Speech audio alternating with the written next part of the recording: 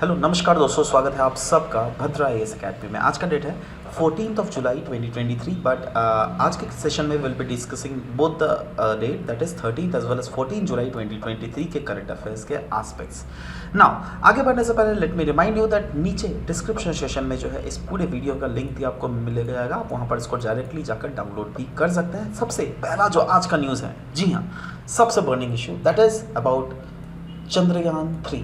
Yes, Chandrayaan 3 India का upcoming lunar mission है, जो क्या ऑफ कोर्स अपकमिंग क्या ऑलरेडी आज इसको लॉन्च कर दिया गया और इसका एम है दैट दुनिया का पहला मिशन हो जो क्या जिसमें हम लोग लूनर सॉफ्ट साउथ पोल जो है ना, लूना मतलब आई मीन मून का साउथ पोल, वहाँ पे हम अपने सॉफ्ट लैंडिंग को इंश्योर कर सके। यस, सो चंद्रयान 3 इंडिया का 3rd मून मिशन है और यह चंद्रयान 2 का फॉलो अप मिशन है। ध्यान दीजिएगा, चंद्रयान 2 जो कि 100% सक्सेसफुल नहीं हुआ था, उसमें हार्ड क्रैश हो गया था, राइट। बट इस बार ऐसा अनुमान लगाया जा रहा है that yes we will make sure that जो रोवर को लैंड करेंगे वो हम लोग डायरेक्टली मून के साउथ पोल में हम लोग लैंड कर देंगे। In fact the mission will have 3 major modules, और ये मॉड्यूल्स कौन कौन से होने वाले हैं? सबसे पहला प्रोपल्शन मॉड्यूल जो कि लैंडर और रोवर को कैरी करेगा। लैंडर मॉड्यूल जो क्या इंश्योर करेगा सॉफ्ट लैंडिंग कर सके लूनर सरफेस में, और ऑफ कोर्स अपने से रोवर को डिप्लॉय कर सके लूनर सरफेस में। और थर्ड वन इज रोवर जो क्या इन सितु केमिकल एनालिसिस करेगा लूनर सरफेसेस पे, वेरियस जगह पे। ना सवाल होता है दैट मून के साउथ पोल में जो हम लोग ये एक्सपेडिशन कर रहे हैं तो इसका फायदा क्या हो रहा है? अनडाउटेडली हम लोग बहुत क्लू हम लोग को फ्यूचर में मिल सकता है दैट यहाँ पर वाटर रिसोर्सेज के बारे में वेरियस क्लूज हम लोग फाइंड आउट कर सकते हैं। टेक्नोलॉजिकली हम लोग बहुत ज़्यादा आगे भाग जाएंगे। इनफैक्ट ग्लोबल कोलाबोरेशंस के लिए एक बहुत मेजर माइलस्टोन प्रूफ होने वाला है, क्योंकि आपको पता होना चाहिए दैट 2024 में हम लोग जापान के साथ मिलकर एक ल्यूपेक्स मिशन के ऊपर काम करेंगे, जहां पर हम लोग मून के साउथ पोल पे एक लैंडर और एक रोवर उतारेंगे, राइट। तो कहीं ना कहीं अगर हम लोग ये चंद्रयान 3 जो मिशन है ये कहीं ना कहीं एक मेजर माइलस्टोन प्रूव कर देगा दैट जापान भी जो है इंडिया के ऊपर बहुत ज़्यादा बिलीव कहीं ना कहीं बढ़ जाएगा। नेक्स्ट इज क्लू हमें मिल जाएगा अर्थ के हिस्ट्री के रिलेटेड और अनडाउटेडली साइंटिफिक डिस्कवरीज की जाएगी, जिससे पता लगाया जाए that yes overall early solar system बना अगर था तो कैसा बना था, और अनडाउटेडली बहुत सारे क्लूज इसके रिलेटेड हमें मिल भी सकते हैं। नेक्स्ट हम लोग बात करेंगे यूरोपियन स्काई शील्ड इनिशिएटिव के बारे में, ESSI European sky shield initiative. Austria और स्विट्जरलैंड ट्रेडिशनली जो कि एक न्यूट्रल कंट्रीज है, ये इन्होंने ज्वाइन किया है यूरोपियन स्काई शील्ड इनिशिएटिव को। ध्यान से देखना, ऑस्ट्रिया स्विट्जरलैंड ट्रेडिशनली अभी तक ये ऐसे कंट्रीज थे यूरोप के जो क्या बिल्कुल ही न्यूट्रल थे, बट इनको ज्वाइन करना पड़ा यूरोपियन स्काई शील्ड इनिशिएटिव, जो क्या है एक एयर डिफेंस है in response to Russia attack to Ukraine. Now ये जो है European sky shield initiative ESSI, ये एक रीजनल ग्रुपिंग है ऑफ द यूरोपियन कंट्रीज जिसका मेन एम है at developing a common air और मिसाइल डिफेंस सिस्टम। इनफैक्ट ये फोकस किस पर करती है? ये फोकस करती है on acquiring air defence equipments और मिसाइल्स कलेक्टिवली, जिससे स्ट्रेंथन किया जा सके नाटो का इंटीग्रेटेड एयर मिसाइल डिफेंस को। इनफैक्ट ये यूरोपियन स्काई शील्ड इनिशिएटिव जो है ये 19 मेंबर स्टेट्स इसमें है, जिसका गोल है लेवरेज करना एग्जिस्टिंग नाटो कोऑपरेशंस को डिफेंस के सेक्टर में, एंड ऑफ कोर्स इसको स्पीरहेड किया जा रहा है by Germany. Twin balance sheet problem was also there in news of financial express. क्यों न्यूज़ था? क्योंकि फाइनेंशियल मिनिस्टर जो निर्मला सीतारमन जी थे, उन्होंने स्टेट किया था दैट इंडिया का जो इकोनॉमी है वो कहीं ना कहीं ट्विन बैलेंस शीट से बाहर निकलता हुआ हमको दिख रहा है। सो ये अनडाउटेडली इंडिया के लिए एडवांटेज पोजीशन में। तो सवाल होता है ट्विन बैलेंस शीट प्रॉब्लम है क्या? ये देखो ऐसा सिचुएशन है जहां पर दोनों bank as well as corporate दोनों फाइनेंशियल डिस्ट्रेस में डूब जाते हैं, राइट। और ये उस समय आकर करता है जब बैंक के पास high amount of non performing asset है। अगर high amount of non performing asset है तो वो फ्यूचर में लोन किसको देगा यार, है ना। और कॉर्पोरेट्स का ये प्रॉब्लम होता है दैट कॉर्पोरेट्स ने एक्सेसिव डेट लिया हुआ रहता है, राइट, जो क्या ऑफ कोर्स बैंकिंग के लिए भी और हमारे ओवरऑल इकोनॉमी, क्योंकि इकोनॉमी कॉर्पोरेट से ही चलती है, राइट, तो ये भी दोनों के लिए काफ़ी ज़्यादा प्रॉब्लमेटिक होती है। एंड कुछ इनिशिएटिव्स गवर्नमेंट के द्वारा वैसे लिए गए हैं इन सेक्टर में, जैसे 4R स्ट्रैटेजी, जिसमें सरकार रिकॉग्नाइज, रिकैपिटलाइज, रिजॉल्व और रिफॉर्म करती है इस प्रॉब्लमेटिक सिचुएशंस में। Central repository on information on large credits, जिसके थ्रू बैंक को इनेबल किया जाता है जब वो अपने शेयर इंफॉर्मेशंस जो है लार्जर लोन्स का इंफॉर्मेशन को शेयर करे ऑफ कोर्स आरबीआई के साथ। इंसॉल्वेंसी इन बैंक्रप्सी कोड 2016, ये तो आपको पता ही है। And national asset reconstruction company जो कि हैंडल करती है बैड लोन्स या फिर बैड डेट को। Next, new variety of wheat के बारे में न्यूज़ था। क्यों न्यूज़ था? क्योंकि पंजाब एग्रीकल्चर यूनिवर्सिटी ने डेवलप किया था एक नया वैरायटी ऑफ वीट जिसको कहते थे PBWRS1 now which has high amylose starch content. इसका एडवांटेज क्या है? इसका एडवांटेज अगर देख लीजिएगा, कहीं ना कहीं रिस्क जो होता है ना टाइप 2 डायबिटीज़ का बहुत हद तक रिड्यूस हो जाता है और कार्डियोवास्कुलर डिजीज़ का भी रिस्क बहुत हद तक रिड्यूस हो जाता है अगर आप ये न्यू वैराइटीज़ ऑफ वीट को कंज्यूम करते हो तो। इनफैक्ट इससे जो चपाती दैट इज जो रोटियां बनती है ना, वो बोला गया है दैट वो ग्लूकोज बहुत स्लोली रिलीज करती है ब्लड स्ट्रीम में। इससे फायदा क्या होता है? दैट डाइट रिलेटेड जो डिजीज होती है ना उसका प्रिवेलेंसेस बहुत हद तक घट जाता है ना। इनफैक्ट ये रेजिस्टेंट है येलो रस्ट और मॉडरेटली रेजिस्टेंट है to brown rust fungal disease as well. तो कहीं ना कहीं वीट की क्वालिटी भी कहीं ना कहीं हमें मेंटेन होती हुई दिखती है। नेक्स्ट हम लोग बात करेंगे एक लैंग्वेज के बारे में जिसका नाम है क्वी लैंग्वेज। क्यों न्यूज़ में? क्योंकि स्टेट कैबिनेट जो है ना उड़ीसा का, उन्होंने अप्रूव किया था एक रिकमेंडेशन जिसके थ्रू इंक्लूड किया जाएगा क्वी लैंग्वेज को in the 8th schedule of constitution of India. So Kui language ये एक वर्नाकुलर ट्राइबल लैंग्वेज है। कहाँ का? कौन सा रीजन का? उड़ीसा का। इसको रेफर किया जाता है एज अ कांद, कौंदी, कांदा या फिर कोडू या फिर क्विंगा। ये साउथ ईस्टर्न द्रविडियन फैमिली का लैंग्वेज है जो क्या मेनली स्पोक किया जाता है बाई कांधास या फिर कौंद ट्राइब के द्वारा।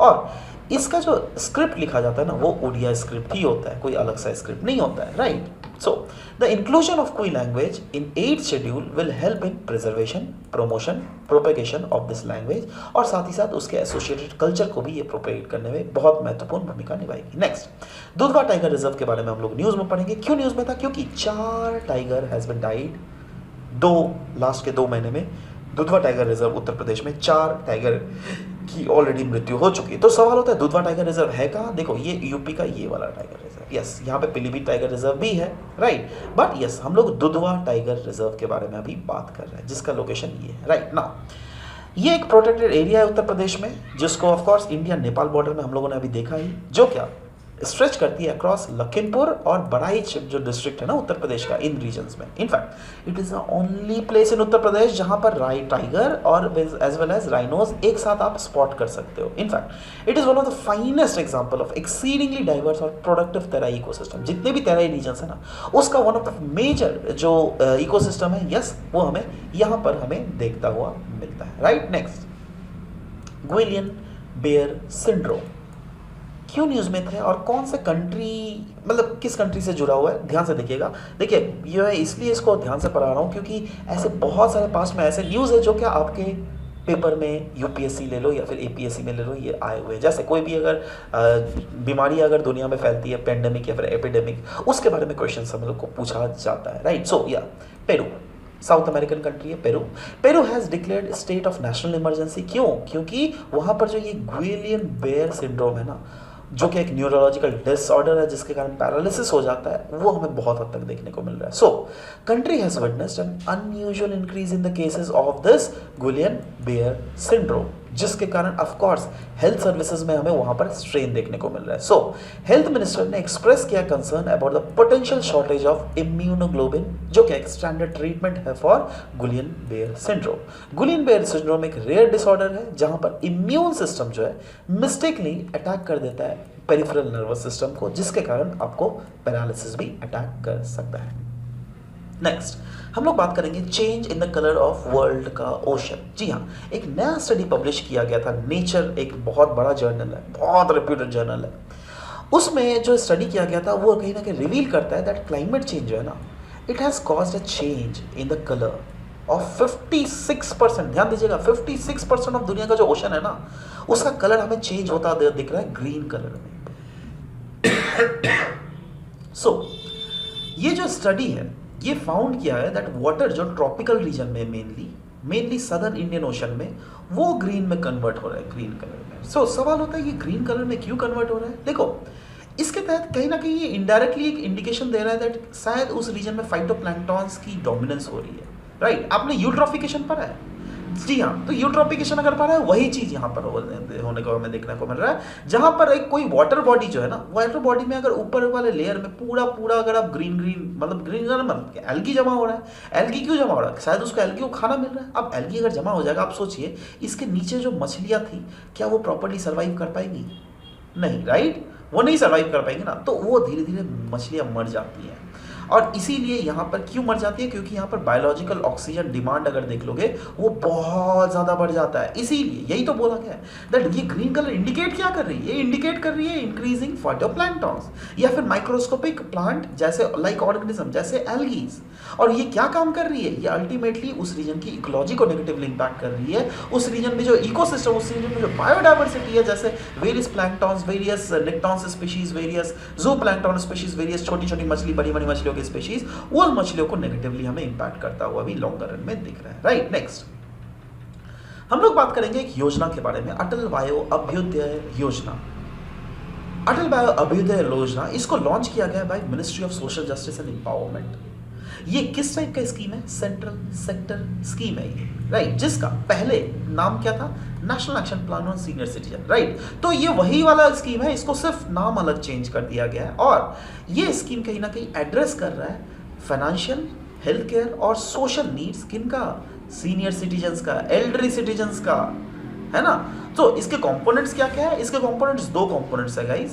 पहला तो है integrated program for senior citizen, दूसरा है state action plan for senior citizen. Now integrated plan for senior citizen और state action plan of senior citizen ये क्या है? देखो, जैसे integrated plan for senior citizen ये प्रोवाइड करती है बेसिक एमिनिटीज और इंटरटेनमेंट अपॉर्चुनिटीज, जिससे इंकरेज किया जाता है प्रोडक्टिव एक्टिव एजिंग को। और साथ ही साथ state action plan for senior citizen जो है ये कहीं ना कहीं हर एक स्टेट और यूनियन टेरिटरी को एक्सपेक्ट किया जा रहा है टू फॉर्मुलेट अपने ओन एक्शन प्लान, जिससे वो अपने रीजन में जो सीनियर सिटीजन्स है उनके वेलफेयर को इंश्योर कर सके। नेक्स्ट हम लोग बात करेंगे AWEB, that is AWEB, that is association for world election bodies. क्यों न्यूज में था? क्योंकि चीफ इलेक्शन कमिश्नर जो है वो ऑफ कोर्स अटेंड कर रहे हैं 11th meeting of this association for world election bodies. कहां पर? कोलंबिया के कार्टेजिना में, राइट, जो कि ऑफ कोर्स कौन सा स्टेट है, कौन सा कॉन्टिनेंट में लाई करता है बताइए तो? यूरोप में, नॉर्थ अमेरिका में, साउथ अमेरिका में, या एशिया में, या अफ्रीका में?